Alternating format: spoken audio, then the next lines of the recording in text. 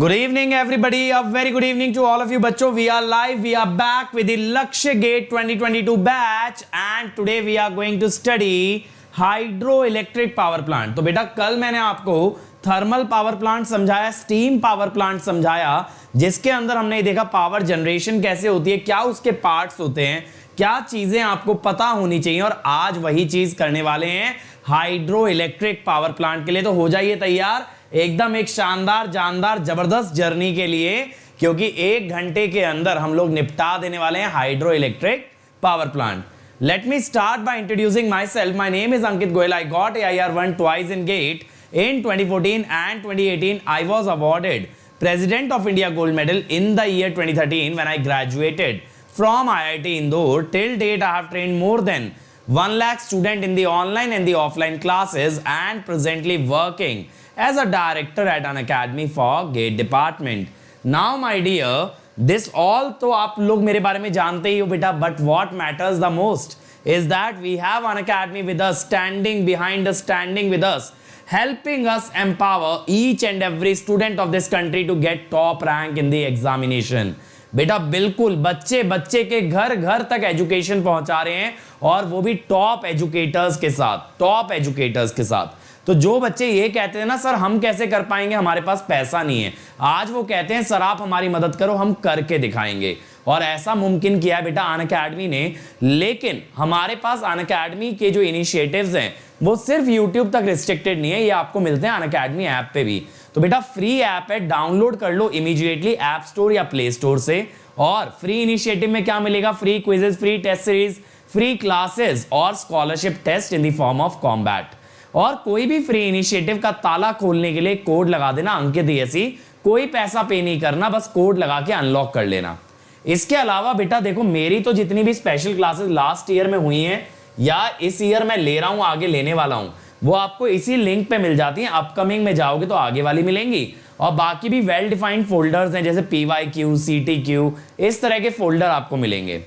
और इस चैनल के सभी वीडियोस चाहिए तो आपको पता है बेटा इंडिया की सबसे पहली वीडियो बुक कहां पे अवेलेबल है, bit.ly/gatelive. यहां जाना, chapter by chapter, subject by subject lecture भी मिलेंगे. और बेटा इसके अलावा आपको PDF नोट्स भी मिलेंगे.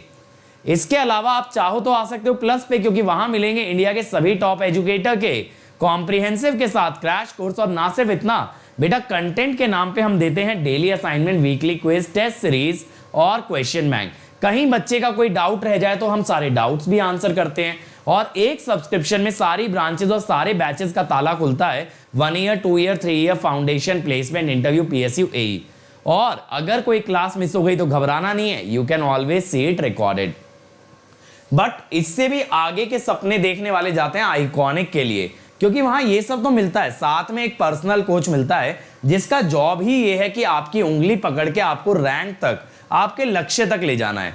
तो पूरा टाइम मैनेजमेंट शेड्यूल बनवाएगा, टीचर्स आपको पर्सनल अटेंशन देंगे, आपके टेस्ट का सेपरेट एनालिसिस दिया जाएगा जहां आपकी स्ट्रेंथ वीकनेस पे बात होगी, आपको स्टडी मटेरियल एक्स्ट्रा मिलेगा. और इसके अलावा मेरे बच्चों आपको क्या मिलेगा, आपको इसके अलावा एक डेडिकेटेड टीम मिलेगी जो सारे डाउट्स क्लियर करेगी. तो यहां पे कोड लगा देंगे अंकित ESE और इमीडिएटली ले लेंगे 10% डिस्काउंट. ठीक है. अब देखो यार, आप लोग सोचते होगे सर YouTube पे तो है ही, क्यों जाएं हम प्लस पे, क्योंकि बेटा प्लस पे आपको सीरियस एनवायरनमेंट मिलता है. कोई भी बैच स्टार्ट होता है तो एक कमिटमेंट होता है उसे फिनिश करने का, आपको सीरियस टीचिंग कंटेंट सब कुछ मिलता है. जबकि YouTube पे सिर्फ आपको लेक्चर मिलते हैं, और लेक्चर्स भी बेटा बहुत बार इनिशिएटिव स्टॉप कर दिया जाता है due to low attendance. But ऐसा कुछ प्लस पे नहीं होता, प्लस पे आपको फुल एंड फाइनल सब मिलेगा. और हम लोग करा रहे हैं यार स्कॉलरशिप टेस्ट 28 तारीख को. तो जो बच्चे सब्सक्रिप्शन अफोर्ड नहीं कर सकते, बिल्कुल ये स्कॉलरशिप टेस्ट दें. इसके लिए अनअकैडमी ऐप पे जाके एनरोल करना है using the code Ankit ESE. तो इमीडिएटली बेटा ऐप पे एनरोल कर लेना, संडे 11 बजे हो रहा है. इसके बाद देखो हमारा एक नया बैच स्टार्ट हुआ है जिसमें हमने एनालॉग स्टार्ट किया है. 31 तारीख से विशाल सर लेके आ रहे हैं कंट्रोल, जिसपे हो जाएगा फिर आपका फुल कंट्रोल. और बेटा अंकित ESE कोड से अगर आप सब्सक्रिप्शन लेते हो तो 1 year fees will be 27,225, 18 months 34,650, 2 year 39,600. 2 year के ले जाना, पर मंथ कॉस्ट मिनिमम होता है और विदाउट इंटरेस्ट EMI पे ले सकते हो. आइकॉनिक पे जाओगे तो 1 ईयर फीस हो जाएगा आपका 45,225, 2 ईयर 66,600। अगेन बेटा 2 ईयर को प्रेफरेंस देंगे, विदाउट इंटरेस्ट ईएमआई पे लेंगे अगर एक बार में पेमेंट नहीं कर सकते। और इसी बात पे आ जाते हैं आज के टॉपिक पे, that is hydro electric power plant. तो बेटा हाइड्रो इलेक्ट्रिक पावर प्लांट के बारे में आज बात करेंगे, कैसे यहां पे एनर्जी या पावर जनरेट होती है, क्या प्रोसेसेस होते हैं, क्या पार्ट्स होते हैं। तो यार कहीं ना बच्चों को बेसिक अंडरस्टैंडिंग तो होती है हाइड्रो इलेक्ट्रिक पावर की, कि सर पानी गिरता है, पानी के पास काइनेटिक एनर्जी होती है, और जब ये टरबाइन से टकराता है तो ये उस एनर्जी को कन्वर्ट कर देता है मैकेनिकल एनर्जी में, जिससे बन जाता है इलेक्ट्रिकल एनर्जी। मोर और लेस ऊपर से देखें तो यही होता है। पानी जब नीचे आता है तो काइनेटिक एनर्जी गेन करता है, स्पीड बढ़ती है।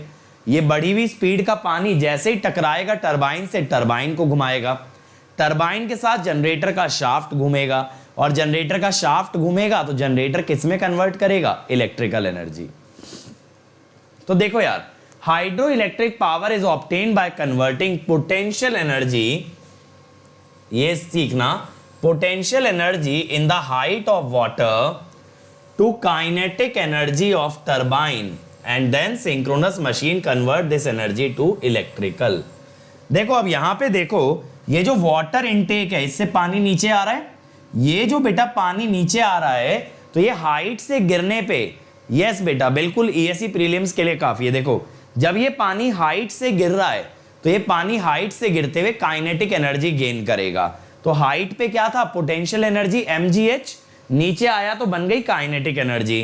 काइनेटिक एनर्जी बन के जब ये पानी इस टरबाइन से टकराया तो टरबाइन से टकराने पे इसने टरबाइन को घुमाया, जिससे जनरेटर ने पैदा किया इलेक्ट्रिकल एनर्जी। जनरेटर से जुड़ा ट्रांसफॉर्मर, और ट्रांसफॉर्मर ने इलेक्ट्रिसिटी किस पे दे दी, ट्रांसमिशन लाइन पे। तो ये एनर्जी जो है जनरेटर से ट्रांसफॉर्मर से होते हुए ऐसे ट्रेवल कर गई, समझ रहे हो। तो बेटा यहां पे जो पानी अब टरबाइन से टकराया था उसे आपने आगे बाहर भेज दिया, टरबाइन के पास जमा करके तो नहीं रखेंगे पानी को, तो इट इज डिस्चार्ज्ड। तो ये ओवरऑल प्रोसेस होता है पावर जनरेशन का।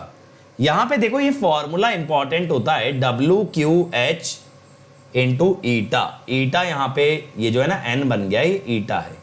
Eta is the efficiency, overall efficiency of operation.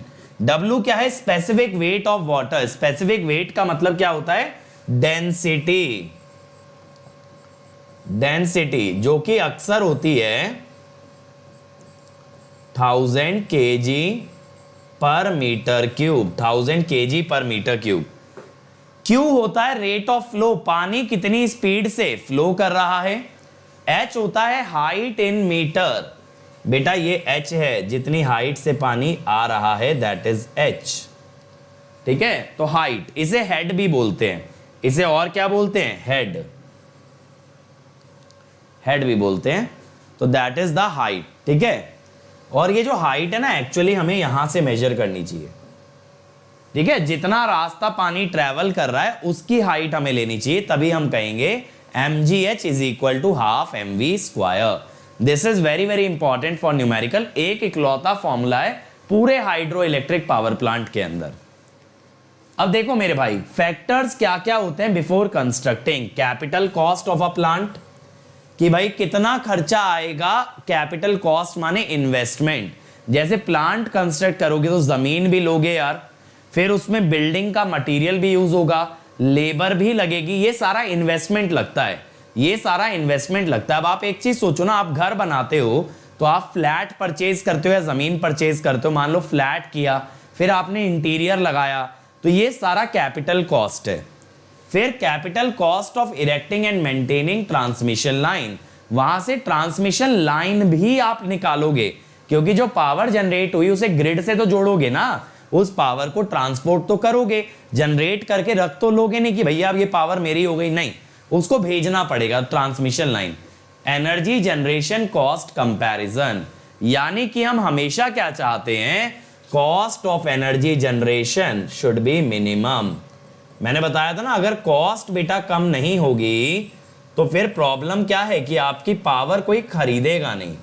Cost of energy generation should be minimum, ठीक है। एनर्जी जनरेशन का कॉस्ट मिनिमम होना चाहिए।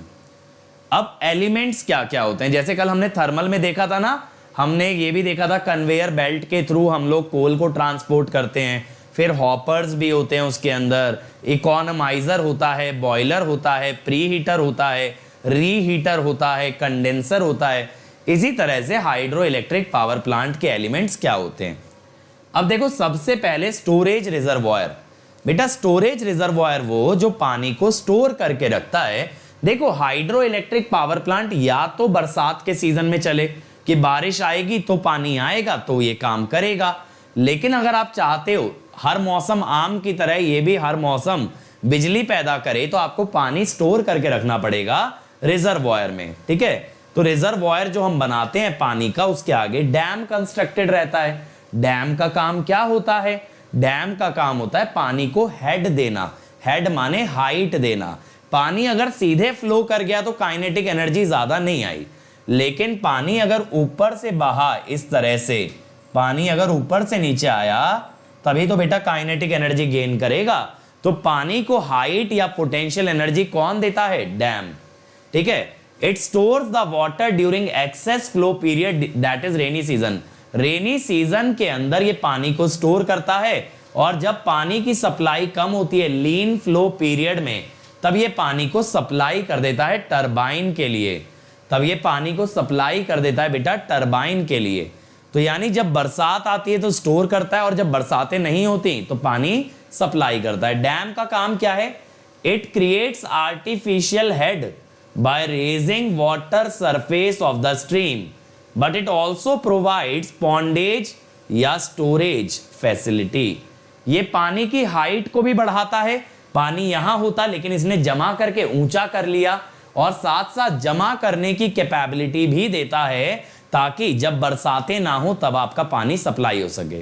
रोहित बेटा 2 लेक्चर और लूंगा मैं, एक अभी मैं आप लोगों का लूंगा कौन सा पावर प्लांट है, न्यूक्लियर। उसके बाद बाकी के सारे पावर्स को एक बार में हम लोग कंबाइन कर लेंगे। अब 4B, it serves as a regulator reservoir for storing the water temporarily. देखो एक तो रिजर्वॉयर है जिसने कि पानी को परमानेंट स्टोर किया, एक 4B है, ठीक है। 4B का काम क्या है, पानी को टेम्परेरी स्टोरेज देता है ना, परमानेंट स्टोरेज नहीं देता, लॉन्ग टर्म में नहीं देता। It stores water temporarily during light load period, and it provides the same for initial increase on account of increasing load. देखो रिजर्वॉयर का काम है, रिजर्वॉयर का काम है जब आपकी बरसातें ना हो तो पानी को सप्लाई करना। इसका काम है कि अगर लोड बढ़ गया, अगर मान लो ज्यादा डिमांड आ गई पावर की, तो ज्यादा पानी को छोड़ेगा। ज्यादा पानी को छोड़ने से ऑब्वियसली ज्यादा पावर जनरेट होगी। ब्रोज मेरे भाई, अगर आपको ये चैप्टर बोरिंग लग रहा है तो बेटा फिर आप किताब से पढ़ लो। मुझे पूरी उम्मीद है 2 या 3 पेज में सो जाओगे, या तो 1-1 घंटे के 3-4 लेक्चर देख लो, हमेशा के लिए तैयार हो जाएगा।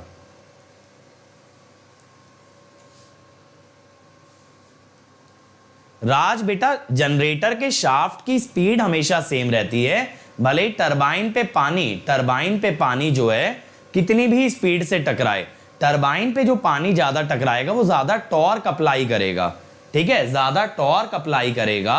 तो यानी कि जब ज्यादा पानी छोड़ते हो या ज्यादा स्पीड से आते हो टॉर्क बढ़ता है, स्पीड नहीं। स्पीड को स्पीड गवर्नर सेम लेवल पे रखता है, ठीक है। चलो स्पिलवे, स्पिलवे क्या है बेटा, it is a safety valve, it is a safety valve which discharges overflow water downstream when reservoir is full during flood period. बेटा एक सिंपल सी बात सोचो, अगर पानी बहुत ज्यादा है तो डैम को भी खतरा है, बाढ़ आने का खतरा हो जाता है, तो जो एक्सेस वाटर है उसको डिस्चार्ज करना बहुत जरूरी है। स्पिल होने का मतलब छलक गया, स्पिल होने का मतलब छलक गया। तो ऐसे ही याद रखो, स्पिलवे का मतलब जब पानी बढ़ जाए, जैसे ग्लास में पानी ज्यादा भर लिया तो छलकने लगा, बाहर गिरने लगा, सेम चीज है। पानी जब ज्यादा हो जाए तो पानी को स्ट्रीम में छोड़ दो, नदी में छोड़ दो, ताकि आपकी बाढ़ आने के चांसेस कम रहें, ठीक है। चलो अगला देखो, intake. The intake includes the headworks, it includes the headworks which are the structures at the intake of conduit, tunnel and flume. ठीक है, तो बेटा ये हेडवर्क होते हैं जो कि इनपुट होते हैं कहां पे, कंड्यूइट, टनल और फ्यूम के इनपुट पे। हेडवर्क का मतलब है जो हाइट प्रोवाइड करते हैं, टनल से पहले जो हाइट प्रोवाइड करे। कंड्यूइट का मतलब होता है जो पाइप्स वाटर को कैरी करते हैं, उनसे पहले जो भी हाइट प्रोवाइड कर रहा है उसे कहते हैं इनटेक। इसके अंदर क्या लगाते हैं, बूम लगाते हैं, स्क्रीन लगाते हैं, ट्रैश रैक, कि भैया पानी को पाइप में डालने से पहले फिल्टर कर लो, उसके अंदर की गंदगी निकाल लो। आप तो जानते हो ना यार, आज के टाइम में हमारी नदियों में कितना पॉल्यूशन है, कितनी गंदगी है, तो उससे मैं अपने पावर प्लांट को डैमेज नहीं कर सकता। तो उसके अंदर की जो भी गंदगी है पहले मैं उसको फिल्टर आउट करूंगा, तब मैं उस पानी को पावर प्लांट के अंदर भेजूंगा। अब पावर प्लांट के अंदर जब पानी जाएगा then it will start to generate power. लेकिन आपको पहले ये स्क्रीन, ट्रैश रैक वगैरह लगाने पड़ेंगे to prevent entry of debris and ice into turbine, क्योंकि बेटा टरबाइन पे अगर कचरा या बर्फ जाने लगी तो it can damage the turbine. Valve and gate, gate at the entrance of turbine carrying can be shut off to flow. बेटा वॉल्व जो है टरबाइन से जस्ट पहले लगाते हैं। मान लो कोई फॉल्ट आ गया, आपको शाफ्ट इनपुट घटाना है, आपको इनपुट बंद करना है जनरेटर का, तो आप वॉल्व को क्लोज कर दोगे। इस तरह से देखा होगा ना मूवीज में, वॉल्व को क्लोज कर दोगे, पानी जाना रुक जाएगा। तो that is the valve and gate. Trash rack, ये तो अभी मैंने बताया, देखो ये ट्रैश रैक बना रखा है भाई, ये ट्रैश रैक है आपका, ये जाली जैसा जो स्ट्रक्चर दिख रहा है ना, दिस इज ट्रैश रैक। ये क्या करेगा, देखो ये दिख रहा है पानी कितना गंदा है, ये नजर आ रहा है पानी कितना गंदा है, तो ये स्क्रीन इस पानी को फिल्टर करेगी और यहां देखो साफ पानी आ गया, यहां पे साफ पानी आ गया आपके पास, दैट इज ट्रैश रैक। ठीक है, इसके बाद टेल रेस। टेल रेस का मतलब क्या होता है, पानी जब टरबाइन से निकलेगा तो वापस नदी में भेजना है, तो पानी जिस रास्ते से पास होता है from turbine that is called as tail race. ठीक है, the water after doing useful work is discharge to tail race which में lead it to the same stream और अनदर वन। या तो सेम बहाव में भेज देगा पानी को या दूसरे में, लेकिन ये पानी कहां पे, ये टेल रेस कहां पे है, जहां पे बेटा टरबाइन के बाद पानी निकल रहा है, टरबाइन के बाद जो पानी निकल रहा है उसे बाहर भेजा जाएगा। Draft tube, an air tight pipe of suitable diameter is attached to runner outlet and conducting water down from the wheel and discharging under the surface of tail race. यानी बेटा टेल रेस क्या है, जो पानी छोड़ा गया, लेकिन ऐसा नहीं है खुले में आराम से पानी बह रहा था, ये पानी भी पाइप से निकाला गया, और ये पाइप कौन था, ड्राफ्ट ट्यूब। अगर सिंपल शब्दों में बोले, पाइप कैरिंग, देखो सिंपल शब्दों में भी लिखवा दे रहा हूं याद रखने के लिए, pipe carrying water from turbine to tail race. Tail race क्या है, वो बहाव है, वो स्ट्रीम है जिसमें पानी छोड़ा जा रहा है, और वहां तक पानी लेके कौन जा रहा है, ड्राफ्ट ट्यूब। शिवम ये सोचो, टरबाइन से जो पानी निकलेगा बेटा वो किस माध्यम से फ्लो करेगा, वो ड्राफ्ट ट्यूब के माध्यम से फ्लो करते हुए बाहर नदी में टेल रेस के अंदर जाएगा। तो ये बीच का रास्ता जो है दैट इज ड्राफ्ट ट्यूब, यानी टरबाइन वाला जो चेंबर है that is connected to draft tube to discharge the water. अब देखो यहां पे क्या है, प्राइम मूवर या टरबाइन। प्राइम मूवर वो होता है जो जनरेटर के शाफ्ट को घुमाए। हाइड्रो इलेक्ट्रिक पावर प्लांट में या किसी भी पावर प्लांट के अंदर वो प्राइम मूवर क्या है, टरबाइन।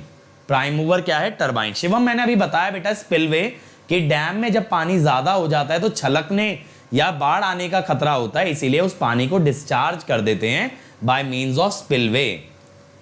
अब देखो प्राइम मूवर या वाटर टरबाइन, तो यहां पे क्या है, हाइड्रो इलेक्ट्रिक प्लांट के अंदर वाटर टरबाइन का यूज होगा, थर्मल पावर प्लांट या स्टीम पावर प्लांट में स्टीम टरबाइन का यूज होगा। ये टरबाइन क्या होता है बेटा, एक चक्का होता है इस तरह का जिसके ये ब्लेड्स होते हैं, जिसके ये ब्लेड्स होते हैं। सर ये ब्लेड्स का क्या काम है? बेटा इन ब्लेड्स पे जब पानी टकराता है, इन ब्लेड्स पे जब पानी टकराता है तो इस पे टॉर्क लगाता है और तभी ये टॉर्क की वजह से घूमते हैं। शुभम बेटा पेनस्टॉक क्या होता है? जो पाइप आपका एक तरह से हाइट से लेकर के, जो पाइप आपका एक हाइट से लेकर के पानी को टरबाइन तक लेके गया, दैट इज पेनस्टॉक। तो penstock is the pipe carrying the water from such a height to the turbine. अब सर्ज टैंक, सर्ज टैंक का क्या मतलब होता है? जैसे मान लो अब आपने वॉल्व को क्लोज कर दिया, आप कह रहे हो भाई मुझे टरबाइन पे इतना पानी नहीं चाहिए। अब भाई पीछे से पानी आ रहा है, आपने आगे से बंद कर दिया तो बीच में पानी जमा होने लगेगा। सोच के देखो, आगे जनरेटर ने मना कर दिया लेने से वॉल्व बंद करके, बट पीछे से फ्लो आ रहा है तो ये पानी पाइप में जुड़ने लगेगा, पेनस्टॉक के अंदर। ये पानी पेनस्टॉक के अंदर जुड़ने लगेगा। अब ये जो पानी जुड़ेगा ये प्रेशर लगाएगा, ये पानी जो जुड़ेगा ये प्रेशर लगाएगा। अब बेटा शिवम बेटा पेनस्टॉक तब यूज होता है जब एयर टाइट पाइप की मदद से पानी लाते हो, और कंडुइट एक जनरल टर्म है जिस रास्ते से पानी आता है। Penstock is not always needed. अगर पानी आप एक ओपन टनल से ला रहे हो, या फिर एक ओपन वाटर वे से ला रहे हो, ओपन चैनल है, तो उसे कंडुइट तो बोल सकते हो। लेकिन पेनस्टॉक क्या होते हैं? एयर टाइट पाइप जिनकी मदद से पानी को लाया जाए। अगर आप एयर टाइट पाइप यूज ना करो, खुला चैनल यूज करो, तो कंडुइट तो बोल ही सकते हो। तो one type of conduit is penstock. अब देखो यार, मैंने क्या बोला, बीच में जो पानी है भैया वहां पे पेनस्टॉक पे प्रेशर बढ़ने लगेगा, पेनस्टॉक पे प्रेशर बढ़ने लगेगा। अब इसीलिए उस एक्सेस पानी को आप किस में डाल देते हो? सर्ज टैंक में, ताकि ये पाइप फट ना जाए। तो देखो यही चीज लिखी है, a reduction in load on the generator causes the governor to close the turbine gate. भैया अगर लोड कम है तो जनरेटर कहेगा मैं इनपुट का करूंगा क्या, आप टरबाइन बंद करो, तो टरबाइन के गेट को बंद करेगा। इसे क्या होता है? इससे वाटर हैमर फिनोमिना, जिसका मतलब ये है, क्या कहते हैं, वाटर हैमर का मतलब है बीच में पानी भरने से जो पाइप्स होते हैं उन पे प्रेशर लगने लगता है। ऐसे जैसे पानी हैमर से, हथौड़े से तोड़ रहा है, पानी पाइप को हथौड़े से तोड़ रहा है, ऐसा फिनोमिना होता है। अब इससे अगर आपको अवॉइड करना है, इससे बचना है, तो पाइप के अंदर बहुत ताकत होनी चाहिए, बहुत स्ट्रेंथ वाला पाइप होगा, अदरवाइज पेनस्टॉक में बस्ट। इसको अवॉइड करने के लिए क्या करो, एक स्टोरेज टैंक या रिजर्वॉयर दे दो, तो जो भी पानी एक्स्ट्रा है वो रिजर्वॉयर में चला गया। देखो ये पानी ऐसे चढ़ गया ऊपर, तो इससे क्या होगा, एक्सेसिव प्रेशर कम हो जाएगा। It is located as close to plant as possible, plant के एकदम करीब होता है, सही है। तो इसे हम क्या कहते हैं? Surge tank. मतलब समझ में आया ना? अब ऐसे ही अगर लोड बढ़ेगा तो पानी ज्यादा चाहिए, तो सबसे पहले पानी कहां से आएगा एक्स्ट्रा? सर्ज टैंक से। तो बेटा अगर लोड रिड्यूस होता है तो पानी ऐसे जाता है जब लोड कम होता है, और अगर लोड बढ़ता है तो पानी ऐसे आता है। समझ में आया? लोड बढ़ेगा तो ये सर्ज टैंक को आप डिस्चार्ज करवा दो, क्योंकि अब आपको ज्यादा पानी की जरूरत है। क्लियर है? Penstock, it is a close conduit. देखो शिवम जो मैं बता रहा था, कंडुइट का मतलब क्या होता है? Path by which water travels. अगर क्लोज पाथ में जाएगा तो उसे क्या बोलोगे? पेनस्टॉक। ठीक है, ओपन चैनल भी हो सकता है, बट एक तरह का कंडुइट है पेनस्टॉक। बेटा शिवम रिजर्वॉयर बहुत दूर है, समझ रहे हो? पानी उल्टा वहां तक जाए उससे पहले पाइप फट जाएगा। तो आपको पानी का अगर इमीडिएटली क्वांटिटी पाइप के अंदर कम करना है तो सर्ज टैंक में चढ़ा दो ना। इसीलिए तो प्लांट के पास है, ये सेफ्टी मेजर है, ये सेफ्टी मेजर है मेरे बच्चे। समझ में आया? अब देखो, in medium head plant, medium head माने medium height, each unit is provided with its own penstock. In high head plant a single penstock is used. The thickness must be adequate to withstand the normal pressure and surges due to change in load. अभी मैंने बताया ना भैया, अगर load कम होता है तो penstock में प्रेशर बढ़ता है, लोड कम होने पे आप वॉल्व बंद कर देते हो। अब इसने पानी लेने से मना कर दिया, पीछे से पानी आ रहा था, प्रेशर बढ़ गया। अब पेनस्टॉक इतना स्ट्रांग होना चाहिए जो इस एक्स्ट्रा प्रेशर को झेल जाए, ना कि फट जाए, ऐसा नहीं होना चाहिए। ठीक है, समझ में आ गया? समझ में आया? जल्दी से बोलो भाई, समझ में आया पेनस्टॉक क्या है? चलो, classification according to the extent of water flow regulation. Run of river, run of river में क्या होता है, यहां पानी डायरेक्टली रिवर से लेते हैं और यहां कोई पॉन्डेज या स्टोरेज नहीं किया जाता, यहां कोई स्टोरेज नहीं है, पानी सीधा नदी से उठा लिया। इसे कहते हैं run of river plant without pondage, run of river plant without pondage. लेकिन नुकसान क्या है? शिवम 4 में बेटा लेक्चर के शुरू में बताया, जाके देखो। अब देखो रन ऑफ रिवर में नुकसान क्या है, अगर नदी में पानी होगा तभी ये प्लांट चलेगा, अगर सूखा सीजन है, ड्राई सीजन है तो नहीं चलेगा। तो they can not be used as and when desired but only when water is available. समझ में आया? और यहां पे जो पानी आप डैम बनाओगे या जो पावर आप जो पानी आएगा उसको आप किस में यूज कर सकते हो? इरिगेशन में भी यूज कर सकते हो। तो बेटा यहां पे डैम बनाया जाता है इरिगेशन के लिए, बट साइड बाय साइड जितनी पावर जनरेट हो जाए बहुत बढ़िया। अब आप कहोगे सर डैम का क्या रोल इरिगेशन में? बेटा डैम कर क्या रहा है? डैम पानी के फ्लो को रेगुलेट कर रहा है। तो डैम बनाने से आप पानी का फ्लो अगर रेगुलेट करते हो तो आप जरूरत के समय इरिगेशन के लिए दे सकते हो, जितनी क्वांटिटी में चाहिए उतनी क्वांटिटी में दे सकते हो। तो बेटा ये सब चीजें आप कर सकते हो डैम की मदद से, but side by side dam की मदद से आप पावर भी जनरेट कर सकते हो। तो यहाँ मेन पर्पस इरिगेशन का है, पावर जनरेशन तो बस कर लेते हैं, ऐसा है। ठीक है, ये दिखा भी रखा है, देखो रिवर से पानी कंडुइट के थ्रू होते हुए पावर प्लांट में चला गया। तो यहाँ लेस पावर जनरेट होती है, कोई मेजर पावर जनरेशन नहीं होती। These sort of power plant have low capacity and are seasonal. समझ में आया ना? They are seasonal. अब इसके बाद run of river plant with pondage. यहां पे क्या करते हैं, नदी से आने वाले पानी को पहले स्टोर किया जाता है in the form of pond, जिसे कहते हैं pondage. It refers to the storage at the plant which makes it possible to cope with the hour-to-hour fluctuation of load through a week or some longer period. भैया पानी कभी ज़्यादा ज़रूरत पड़ेगी कभी कम, क्योंकि पावर ज़्यादा चाहिए तो कभी कम। अब भाई देखो सभी लोग एसी चला बैठे तो ज़्यादा पावर चाहिए, सर्दियाँ आ गई सब लोगों ने हीटर चला लिया, ज़्यादा पावर चाहिए। नॉर्मल स्प्रिंग वाला मौसम चल रहा है, चिल मामला चल रहा है, कम पावर चाहिए। तो लोड बढ़ता घटता रहता है। अब लोड बेटा फ्लक्चुएट जब होता है तो उस अनुसार आपको पानी को कंट्रोल करना है। ज़्यादा लोड है ज़्यादा वाटर को फ्लो कराओ, कम लोड है कम वाटर को फ्लो कराओ। लेकिन उसके लिए आपको क्या चाहिए? स्टोरेज चाहिए, जिसे हम कहते हैं रिजर्वॉयर या पॉन्ड।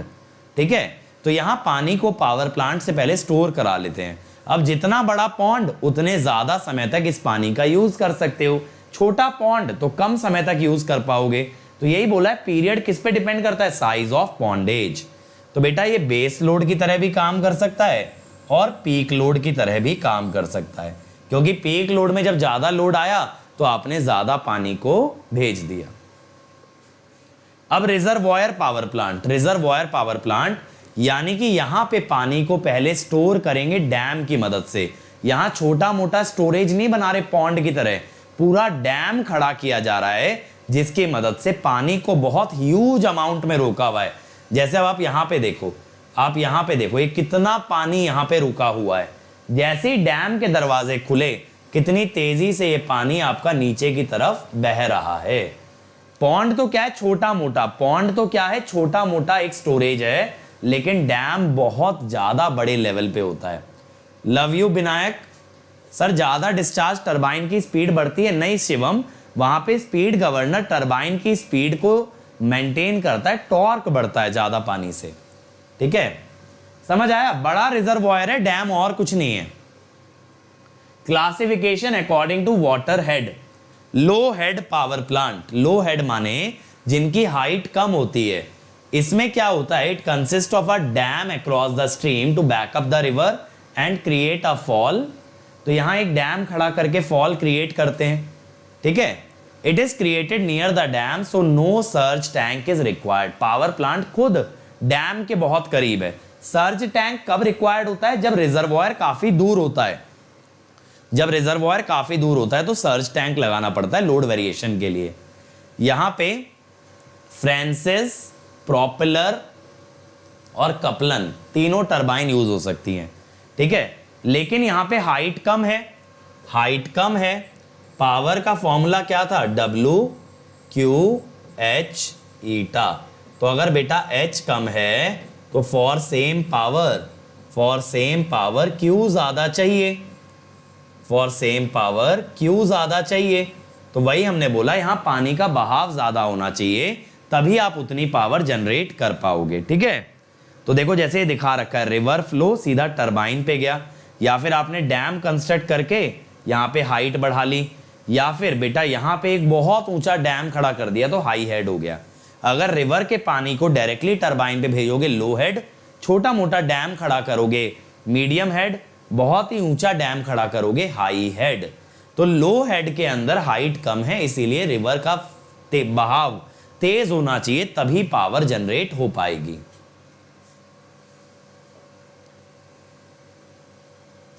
प्रतीक बेटा स्पीड नहीं बढ़नी चाहिए ना, वरना फ्रीक्वेंसी बदल जाएगी। तो स्पीड को हम मेंटेन करते हैं by means of the speed governor, ठीक है। मीडियम हेड, तो बेटा मीडियम हेड में क्या होता है, river is tapped off to a forebay on one bank of the river. River को टैप कर लेते हो, लेकिन यहां पे वाटर टरबाइन तक जाता है by means of a penstock. और ये जो फोर बे है ये खुद एक रिजर्वॉयर और सर्ज टैंक का काम करता है। यहां फ्रांसिस, प्रोपेलर और कपलाइन टरबाइन यूज होती हैं, लेकिन हॉरिजॉन्टल शाफ्ट वाली। तो यहां पे क्या किया, रिवर को आपने टैप कर लिया, यानी रिवर के पानी को दूसरे रास्ते से निकाल लिया, और फिर वहां पे फोर बे में उस पानी को जमा करके पेन स्टॉक की मदद से भेजा, ठीक है। फोर बे में जमा करके पेन स्टॉक की मदद से भेजा। पंप्ड स्टोरेज प्लांट रजत अलग होता है बेटा, वहां पे क्या होता है, एक रिजर्वॉयर है और नीचे एक पंप है। तो जब पानी जाता है तो जनरेटर का काम करता है, और जब आपको लोड की जरूरत नहीं होती या आराम से पावर सप्लाई हो रही है, तब यही जनरेटर पंप का काम करके पानी को वापस ऊपर चढ़ाता है। तो जो रिजर्वॉयर से पानी नीचे है उसको वापस भेजेंगे, वो एक डिफरेंट पावर प्लांट है, not one of these. Pumped storage में मैंने क्या बताया, नीचे जो जनरेटर लगा है वहीं पे पंप होता है, या वही एक पंप का काम करता है कि जब आपका ऑफ लोड सीजन है, जहां लोड कम है, तो जो पानी नीचे आ गया था उसे वापस पंप की मदद से ऊपर चढ़ा दिया जाए।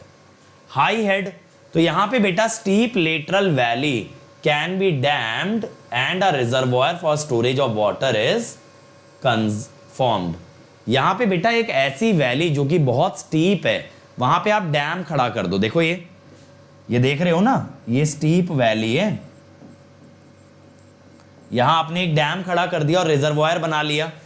अब यहां पे बेटा सर्ज टैंक बिल्कुल वॉल्व से जस्ट पहले बनाएंगे, ताकि वाटर हैमर की सिवियरिटी को रिड्यूस किया जा सके। सर्ज टैंक जस्ट बिफोर बनाया जाता है, just before the generator. It can also act as temporary reservoir to meet sudden increase in demand. Okay, you are welcome Prince. और जयदीप बेटा मुझे पता है कि पेपर थोड़ा एक्सपेक्टेशन से हटके आया है, ठीक है। हाँ आकाश बेटा, सारे टॉपिक्स कवर हैं, रिकॉर्डेड भी अगर देखोगे सारे टॉपिक्स कवर्ड हैं। और जयदीप बेटा यहाँ, ठीक है जयदीप, तो मुझे भी पता चला इस बार कि मैकेनिक्स वाला पार्ट ज़्यादा आ गया, जबकि एक्सपेक्टेशन ये होता है कि मॉडर्न फिजिक्स, वेव ऑप्टिक्स वगैरह ज़्यादा आता है। लेकिन बेटा हमारा भी जो प्रेडिक्शन रहता है वो तो PYQs के बेसिस पे रहता है। अब जिन बच्चों का मैकेनिक्स वगैरह थोड़ा सा अच्छा तैयार था, तो वो लोग अच्छा भी करके आए हैं। जैसे प्रिंस बोल रहे हैं, आज एक लड़का मुझे मिला था अपनी स्पेशल क्लास में, उसका भी अच्छा हुआ है। तो पर्सन टू पर्सन थोड़ा सा वेरी कर रहा है। Classification according to the type of load. तो ये तो मैं आपको पढ़ा चुका यार, बेस लोड पावर प्लांट और पीक लोड पावर प्लांट। ठीक है, पीक लोड में ना यहां पे पंप्ड स्टोरेज वाला यहां आता है, और पीक लोड के अंदर आपके पास स्टोरेज जरूर होनी चाहिए, स्टोरेज जरूर होनी चाहिए। बिना स्टोरेज के पीक लोड में आप पावर नहीं बढ़ा पाओगे। पीक लोड का क्या मतलब है कि अचानक से भाई ज्यादा पावर की जरूरत आन पड़ी। अगर अचानक से ज्यादा पावर की जरूरत आन पड़ी तो आपके पास पहले से अगर आपके पास स्टोरेज होगा तो आप अच्छा कर जाओगे, यहां पे आप पीक लोड सप्लाई कर दोगे। टरबाइन, अब देखो axial flow turbine, water flows along the shaft axis. देखो मतलब कि अगर ये टरबाइन है तो वाटर इस तरह से फ्लो कर रहा है, इनवर्ड रेडियल फ्लो। अगर बेटा ये टरबाइन है तो वाटर ऐसे रेडियली अंदर की तरफ आ रहा है। ठीक है, टेंजेंशियल और पेरिफेरल फ्लो, बेटा मैं तुम्हें इग्नोर नहीं कर रहा हूं, तुम्हारा मैसेज ही अब दिखा है। इग्नोर हम किसी बच्चे को नहीं करते, लेकिन पढ़ाई के टाइम पे पढ़ाई पे फोकस करते हैं। ऐसे आ जाएगा मिक्स फ्लो, जिसके अंदर रेडियल इनलेट है और एक्सियल आउटलेट है। रेडियली अंदर आएगी, एक्सियली बाहर जाएगी।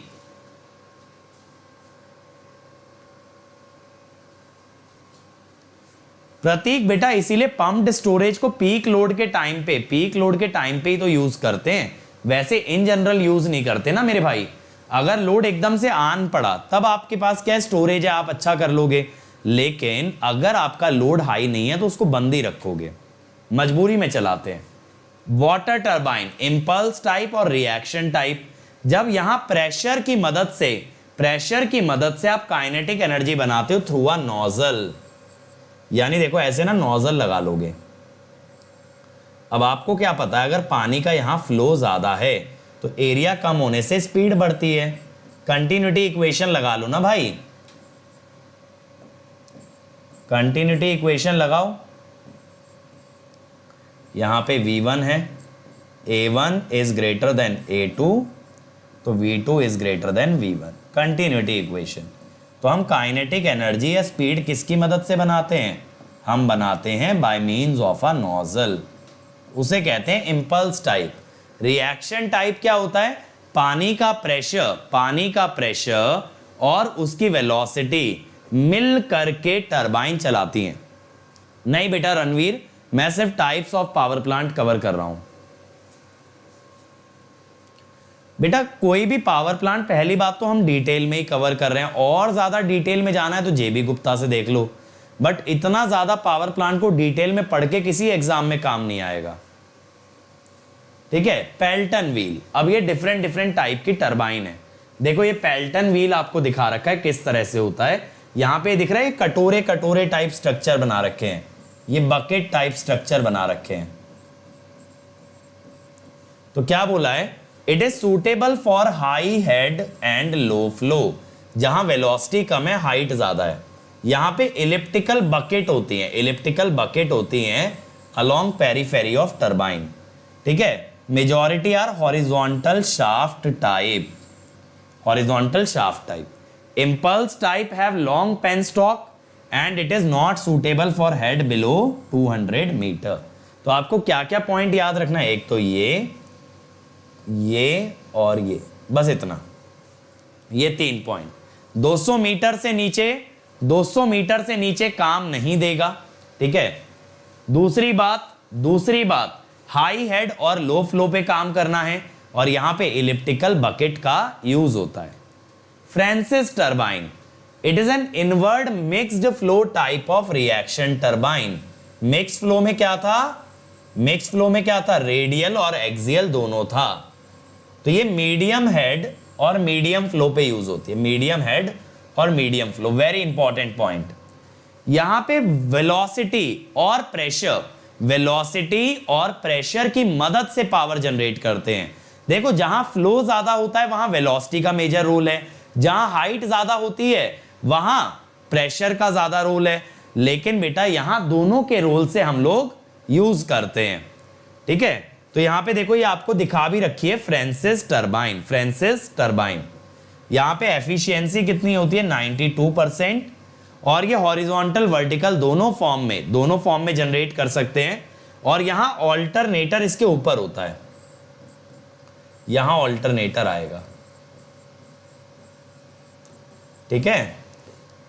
और it can be design for higher speed than Pelton wheel, ठीक है, पेल्टन व्हील से ज्यादा स्पीड पे इसको चला सकते हो।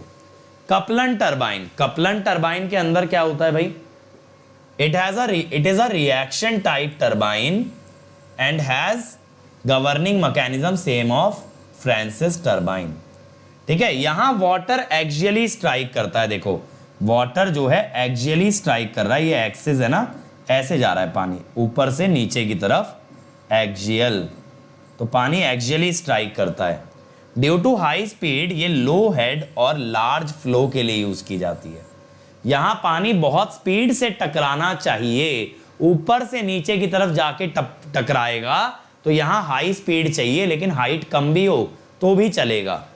गवर्नर कहां पे प्लेस होता है बेटा, गवर्नर टरबाइन वाले रीजन में ही प्लेस होता है, वॉल्व के पास, ताकि वो वॉल्व से आपका पानी के फ्लो को कंट्रोल कर सके। थैंक यू बेटा आशु। तो बेटा इसकी स्पीड फ्रांसिस से ज्यादा होती है, फ्रांसिस से ज्यादा होती है, तो यहां lower cost of runner and alternator है, ठीक है। एफिशिएंसी 90% होता है, और यही टरबाइन पंप की तरह काम करती है। पंप की जरूरत कहां पड़ती है, पंप्ड स्टोरेज। तो देखो तीनों का यूजेज याद रखो, यूजेज जैसे पेल्टन व्हील यूज होता है हाई हेड में, ठीक है, हाई हेड में पेल्टन व्हील यूज होता है। इसके बाद बेटा विकेट गेट, विकेट गेट बेटा पानी को डिस्चार्ज करने के लिए यूज कर सकते हो। हाई हेड में पेल्टन व्हील, मीडियम हेड में फ्रांसिस, और लो हेड में कपलन टरबाइन। प्रोपेलर, यहां पे axial flow reaction type turbine है, एक्सियल फ्लो है ना, और यहां पे एफिशिएंसी 92% आती है। एक्सियल फ्लो का क्या मतलब है, देखो यहां भी पानी ऐसे आएगा, पानी जब इस पे ऐसे टकराएगा तो इस पे फोर्स ऐसे लगेगा, तो ये आगे की तरफ घूमेगी। अब देखो ब्लेड के डिजाइन से समझ आ रहा है, पानी ऐसे टकराता है तो ऐसे फोर्स लगेगा ना, सोच के देखो, एक बार समझ के देखो, पानी टकराने से कैसे फोर्स बन रहा है, समझ आ रहा है। चलो सिलेक्शन ऑफ साइट, अब कहां प्लांट लगाना है ये कैसे देखें, वाटर की अवेलेबिलिटी, स्टोरेज, हेड, ये तीन चीजें देखोगे। आकांक्षा बेटा इसी लेक्चर में मैंने पीछे बात की है एटीसी के बारे में, बट एटीसी पे अलग सेशन ले लूंगा। अब यहां टोपोग्राफी भी देखना पड़ेगा। टोपोग्राफी माने वो एरिया कैसा है, उसका स्ट्रक्चर कैसा है, कितनी हाइट पानी को मिल रही है, और हाइट अगर हाई हुई तो स्टोरेज की रिक्वायरमेंट नहीं होती। डैम तभी तो बनाना पड़ता है वाटर की हाइट बढ़ाने के लिए। अब ये देखना ये लोड से कितनी दूर है, क्योंकि ट्रांसमिशन लाइन लगेगी। भैया अगर लोड से बहुत दूर है तो लाइन की कॉस्टिंग ज्यादा हो गई ना। साइट कितनी एक्सेसिबल है, कितना वहां तक आप आ जा पा रहे हो, वो भी देखना है, क्योंकि भैया स्टाफ भी है। वाटर पॉल्यूशन बेटा, अगर वाटर पॉल्यूटेड है तो प्लांट को खराब कर देगा। लार्ज रिजर्वॉयर बनाने के लिए एरिया होना चाहिए, जमीन भी तो अवेलेबल हो। सरकार ने ही जमीन देने से मना कर दिया तो कैसे बनाओगे। मेरिट्स क्या है यहां पे, एडवांटेजेस क्या है भाई, फ्यूल रिक्वायरमेंट नहीं है, पानी तो है। चीपेस्ट है, hydro electric power cheapest power होती है। प्लांट जल्दी चालू करके सिंक्रोनाइज किया जा सकता है। लोड को वेरी कर सकते हो, पानी के फ्लो को वेरी अगर करोगे तो वेरिएबल लोड को सप्लाई कर पाओगे, ठीक है, लॉसेस नहीं आएंगे। गवर्निंग अच्छी है, फ्रीक्वेंसी कांस्टेंट रख सकते हो। प्लांट्स की लाइफ लॉन्गर है। Efficiency is not a function of age, यानी कि 10 साल बाद एफिशिएंसी घटेगी नहीं। नीट एंड क्लीन है, पॉल्यूशन सबसे कम करता है, और इरिगेशन में भी मदद करता है भाई। अब जैसे थर्मल था, थर्मल तो ऐश प्रोड्यूस करता है ना बेटा। टरबाइन से फिश पास पहली बात करेगी नहीं, क्योंकि बीच में स्पिलवे है। स्पिलवे क्या करेगा, इस तरह की चीजों को रोक लेगा। डीमेरिट्स, ज्यादा एरिया चाहिए, कंस्ट्रक्शन कॉस्ट भी ज्यादा है, लॉन्ग लाइन चाहिए होगी, क्योंकि भैया पानी के पास कंस्ट्रक्ट कर रहे हो, वहां लोड सेंटर मुश्किल है। लॉन्ग ड्राई सीजन, अगर ड्राई सीजन आया तो वाटर सप्लाई नहीं होगी, पावर जनरेशन नहीं होगी। फर्म कैपेसिटी माने जो कांस्टेंट पावर ये जनरेट कर रहा है वो लो रहती है। क्वेश्चन देखो, अब आप न्यूमेरिकल्स की बात कर रहे थे, क्वेश्चन देखो बेटा, प्रोपेलर थोड़ी सी कम पावर पे यूज होती है, ठीक है। 4 तरह की टरबाइन है, आपको एप्लीकेशन याद रखना है, हाई, मीडियम, लो हेड, और प्रोपेलर थोड़ा सा कम पावर के एप्लीकेशंस में यूज होती है, ठीक है।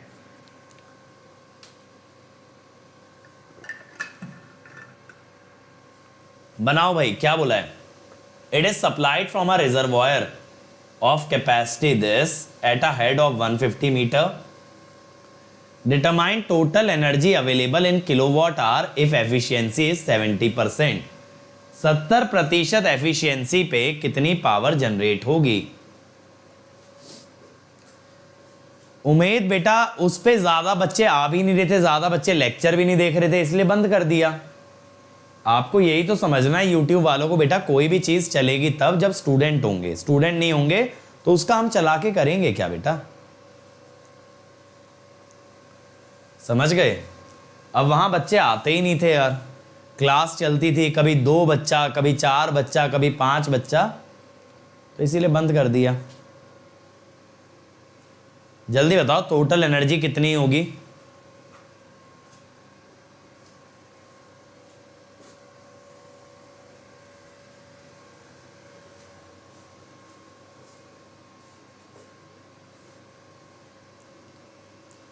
देखें, देखो पावर क्या होती है,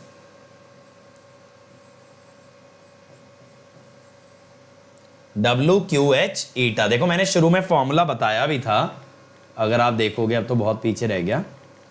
जो बच्चे लेट जुड़े थे ना उनको मैं एक बार फॉर्मूला दिखा देता हूं। देखो यहां पे मैंने बताया हुआ, इसलिए जो आप पूछ रहे थे ना, देखो कोई पूछ रहा था 4 बे, ये रहा, देखो 4 बे मैंने बताया है, ठीक है।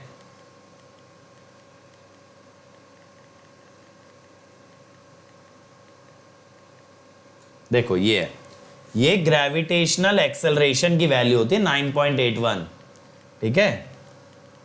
तो देखो ये जो यूनिट आती है किलोवाट में आती है,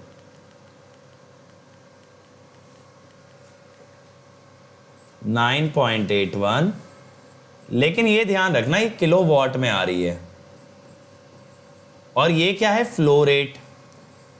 फ्लो रेट ये मीटर क्यूब पर सेकंड में है। अब बेटा आपसे एनर्जी पूछी है, एनर्जी कैसे आती है? Integration of power dt। तो ये जो है ना, ये क्या बन जाएगा? फ्लो रेट का इंटीग्रेशन कैपेसिटी हो जाएगी। सिंपल सी बात सोचो, पानी कितने रेट से फ्लो कर रहा है, अगर उसे इंटीग्रेट कर दिया तो वो बन जाएगा टोटल कितना पानी है, ठीक है। अब देखो ये W तो 1000 ही लोगे kg पर मीटर क्यूब, ये 3 × 10⁻⁷ इंटू 150 इंटू 0.7, ठीक है, इंटू 9.81, ठीक है। तो ये क्या हो जाएगा? Kilowatt second. लेकिन किलोवाट आवर में पूछा है, एक आवर में कितने सेकंड होते हैं? 3600। तो बेटा इसको 3600 से डिवाइड भी कर देना, जरा देख लेते हैं। 3 × 10⁻10 into 150 into 0.7 into 9.81 into 10⁻³ by 3600। तो ये किस में पूछ रहा है? किलोवाट आवर में ही पूछ रहा है, हाँ। 85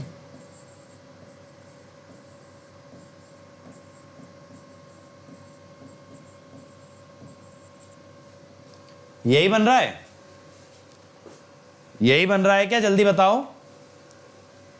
मैंने किया क्या है? मैंने यहां पे किया क्या है बेटा? मैंने इस पावर को इंटीग्रेट कर दिया, Q का इंटीग्रेशन बनेगा which will give us the volume, या ये कह दो कैपेसिटी। तो Q का जो इंटीग्रेशन है, integration of Q dt is volume और कैपेसिटी।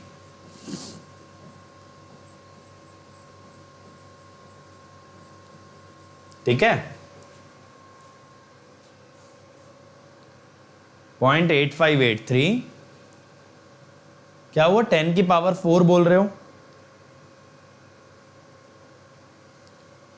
क्या हुआ 0.8583 सही है ना।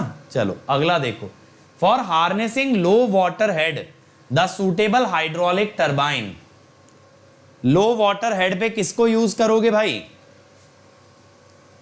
जल्दी बताओ। Low water head, come on everybody, अभी तो मैंने बताया है। वरुण बेटा बिल्कुल सही टाइम है 4th और 5th सेम तैयारी स्टार्ट करने के लिए, क्योंकि अब आप 6th सेम के साथ भी पेपर दोगे, तो 6th सेम में देना है, तो 4th sem is the ideal time. जल्दी बोलो भाई क्या है answer. The answer is A, Kaplan. ठीक है, Kaplan turbine. Is that clear. Pelton is for high head, Francis medium head, Kaplan low head.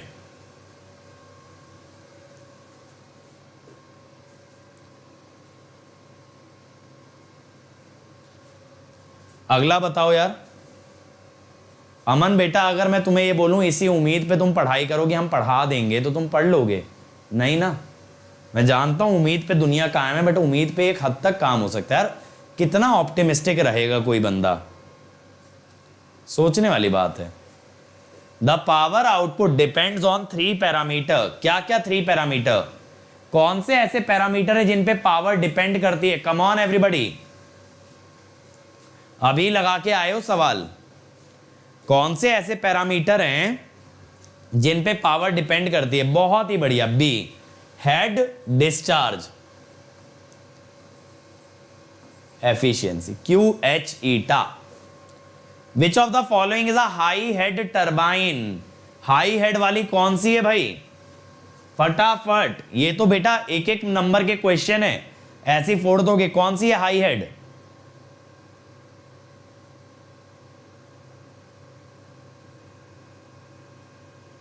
जल्दी बताओ। A, Pelton wheel, Pelton turbine या पेल्टन व्हील, बहुत ही बढ़िया। Last question, a hydro electric power plant with 150 meter head and this much kg of water will generate how much energy if efficiency is 82%।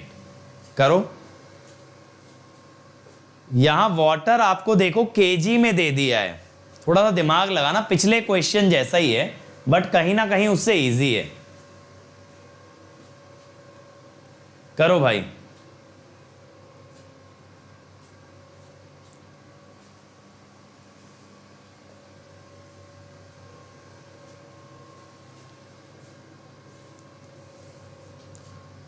जल्दी से बताओ क्या आएगा। Thank you अंकित बेटा। देखो अभी हमने लिखा था ना एनर्जी क्या होती है, W into capacity into H into eta,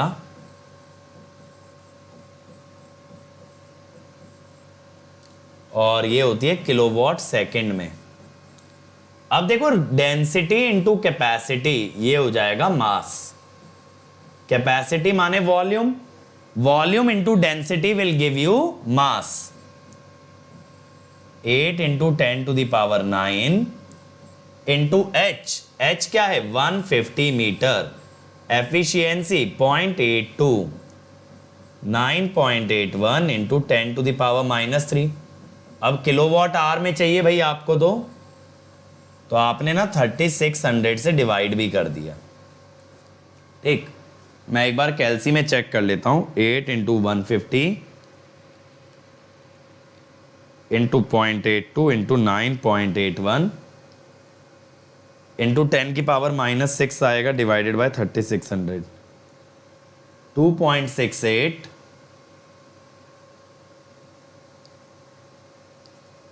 एक सेकेंड यार,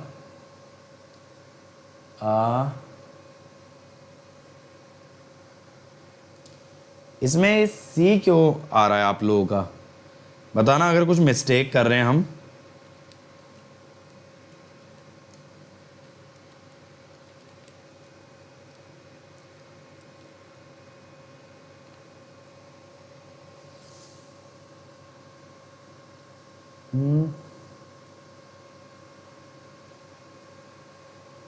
कहां पे गलती हो रही है यार?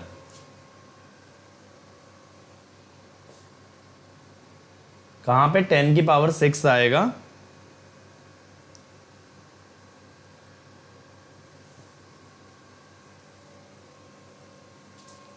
अरे ये तो बताओ इसमें क्या गड़बड़ आ रही है, ऑप्शन क्यों नहीं मैच हो रहा है? तुम लोग 9.65 बता रहे हो सी।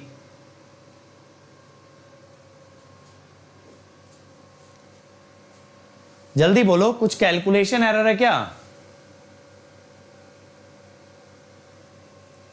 वरुण बेटा, उस स्कोर को आप एमटेक में यूज कर सकते हो ना, उस स्कोर को आप एमटेक में यूज कर सकते हो, 3rd ईयर। हाँ वही तो मैं कह रहा हूं, तो तुम लोग कैसे निकाल रहे हो 9.65? कोई पैरामीटर हमने मिस कर दिया है क्या? ये मास दे रखा है, मास हमारा यहां पे आ गया mgh, mgh हो गई एनर्जी, ठीक है। अब energy into efficiency, mgh height meter में है तो ये जूल में आ गई, ठीक है। 10 की पावर -3 से हमने किलो जूल में कन्वर्ट कर ली। यार मेथड तो सही है ना? 2.68 कितना आ रहा है? 2.68 इंटू 10 की पावर 1 2 3 6, हाँ 2.68, मेथड सही है। नन ऑफ दीज हो जाएगा यहां पे। ऐसे सोचो ना, mgh करके एनर्जी निकाल दी और बाद में उसे किलोवाट आवर में कन्वर्ट कर दिया, ठीक है। तुम लोग बिना 3600 के निकाल रहे थे क्या?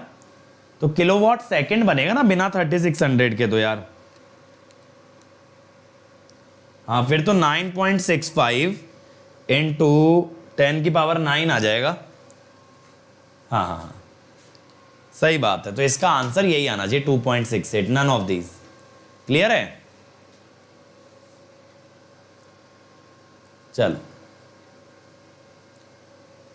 बिल्कुल बेटा अमन, इससे कम से कम 10x होती है स्ट्रेंथ जो मेरी क्लास में अभी है।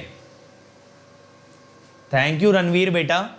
चलो तो बेटा आज यहां तक रखते हैं, और अभी मैं आपके लिए एक और इंटरव्यू लेके आ रहा हूं रात को 11:30 बजे, उस इंटरव्यू में जरूर जुड़ना। अब देखो अंकित ESE कोड से अगर अनअकैडमी ज्वाइन करते हो तो आपको पर ईयर का जो कॉस्ट आएगा दैट इज 27,225, 18 मंथ्स का 34,650, 2 ईयर 39,600। 2 ईयर के लिए जाना, पर मंथ का फीस मिनिमम है, और आप इंस्टॉलमेंट में भी पे कर सकते हो, और इंस्टॉलमेंट डेबिट कार्ड पे भी दे सकते हो, ठीक है। अब देखो अंकित ESE से आइकॉनिक 1 ईयर 45,225, 2 ईयर 66,600। 2 ईयर के लिए जाओ, पर मंथ कॉस्ट मिनिमम, और विदाउट इंटरेस्ट EMI पे भी ले सकते हो, ठीक है। और ये मेरी अनअकैडमी आईडी है, in case you want to send me any messages तो यहां से मेरे साथ चैट कर सकते हो।